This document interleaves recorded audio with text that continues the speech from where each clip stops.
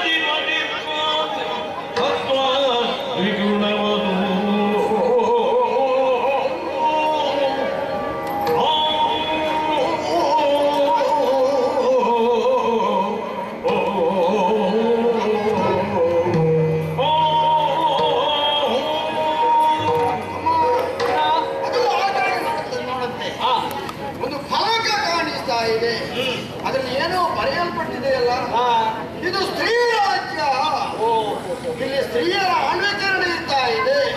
ಹಾಗಿದ್ರೆ ಆಳ್ವಿಕೆ ನಡೆಸುವಂತಹ ವ್ಯಕ್ತಿಗಳು ಯಾರು?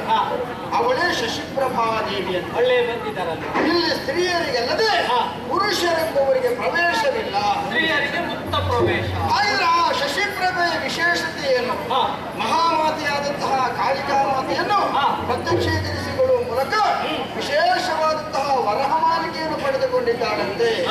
ಹಾಗಿದ್ರೆ ಇಂತಹ ವಿಶೇಷತೆಗಳಿಂದ ಒಡಗೂಡಿದಂತಹ ಆ ಮಹಾರಾಣಿ ಬಹಳ ದರ್ಪದಿಂದ ಮೆರೆಯುತ್ತಾ ಇದ್ದಾಳೆ ಎನ್ನುವುದಕ್ಕೆ ಅನುಮಾನವೇ ಇಲ್ಲ. ಇಲ್ಲದೇ ಇದ್ರೆ ಪುರುಷರಿಗೆ ಪ್ರವೇಶವಿಲ್ಲ ಎನ್ನುವ ಹಾಗೆ ಬರೆಯುವುದಕ್ಕೆ ಸಾಧ್ಯತೆ ಇದೆ. ಹೌದೇ ಹೌದು.